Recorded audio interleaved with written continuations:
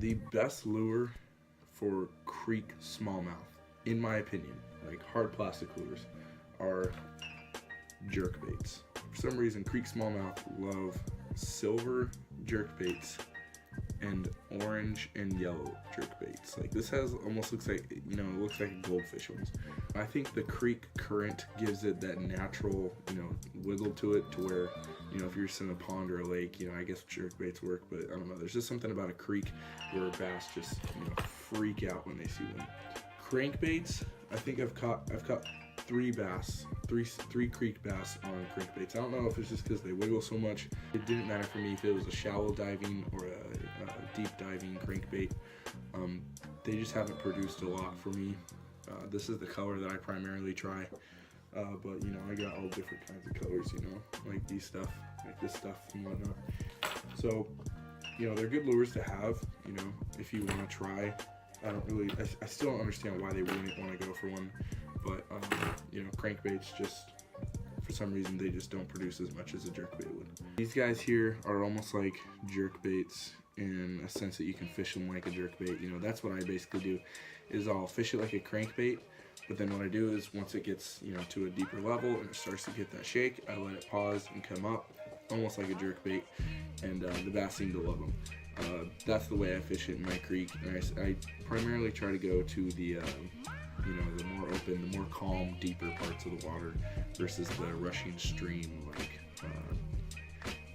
not so much as the waterfalls, it's more of just the mouth of the creek is where I like to fish this. If you want to fish top water, that's fine. I haven't really got a lot on top water. The creek that I fish is pretty fast though, so that could be part of it. But the top water that I fish is the same. I try to keep it consistent. These are both the same in the sense of color and like whatever the extra details are. They're basically the same thing. But this one is a top water popper, and it's a little bigger. I was surprised that a smallmouth would come up and try to bite this, but usually if they go after the jerkbait and the times are right, it's cloudy, kind of calmer water, I like to throw this, and I catch a lot on this. This is by far my favorite topwater lure. But they will also go for translucent, and this one has beads in it, which makes a lot of noise. And if it's a calmer day in the evening when the sun sets behind the trees or it's cloudy, I love to throw the translucents and the oranges. This is my favorite one because it has the ball, and it's a different color at the front. Almost looks like it's bleeding. I really like it. This is a really well detailed topwater popper. I just love to fish it. Probably the second most successful baits, soft plastics that I've ever thrown, are these. I don't have the package anymore. I forget what they're called, but if you can find them, these are Strike King. They're like a knockoff Senko. I don't really know if I should say that, but they're a knockoff of Senko. They're pretty, like, you wouldn't think that a bass would go after this, but especially if they've been biting those black and silver jerk baits, I love to throw this. And the way I rig it, do not Texas rig it. I've never caught a smallmouth bass on a Texas rig, primarily because their mouths aren't big enough for that. There's no way that a smallmouth is going to get all of this in its mouth by the time to get this hook. So Texas rigs, you can leave those at home. I use a pretty small hook, and I just wacky rig it. I put it in the middle, and a lot of people will put a split shot or a little weight at the top, but I don't like to have that giant weight hanging there. I just like to just use this little hook there. It's not very big, that's it compared to my finger, but it fits perfectly in there, and I catch tons of bass off of that. I don't like to put a weight on it because it's just in the way, and it just doesn't look natural. And I just like to cast it out there, let it sink, give it a few twitches, and reel it in a little bit, and they seem to just go absolutely nuts for them. That's my favorite way to rig these soft plastics.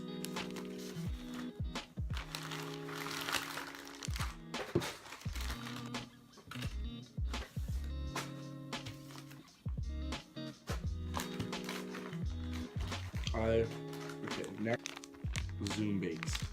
These are the watermelon seed Fat Albert. whatever that means. These are great. I love fishing these. You know, for whatever reason, smallmouth bass go crazy, and they're just the single spinners.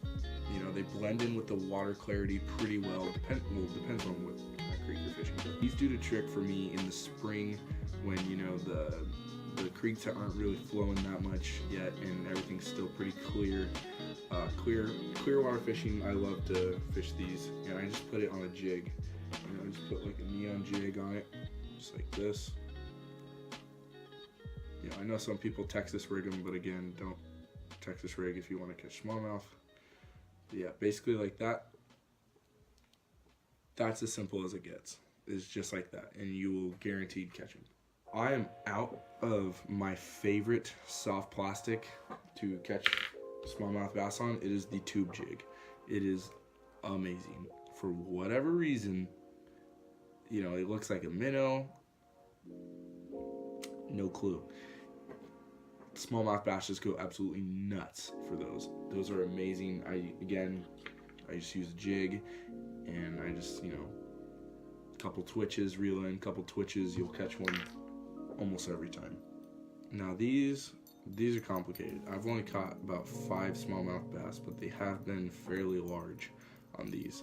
My only suggestion is you have to be patient with it. It's not going to be on the first cast, you know, and I would fish, and I would basically do what I never do, and I would just fish the same spot over and over and over again to agitate them with this, because that's what this does. That's what this does, is this makes the bass angry, and then they come up and then they get whatever the hell this thing is. But probably my biggest advice on this is do not put a trailer on it. I repeat, do not do this and put a trailer on it. That is just way too big for a smallmouth bass. You know, they might go after it, but there's no way that they're gonna get that whole thing in their mouth. There's just no way. If you're gonna fish these, just go straight spinnerbait, no trailers. When it comes to selecting rods, I like to go with taking one bait caster and one finesse rod. Finesse rod for the, you know, soft plastics, for the worms, bait caster for the lures. That's it for today, guys. Hit that like button, hit that subscribe button, and I will see you guys later.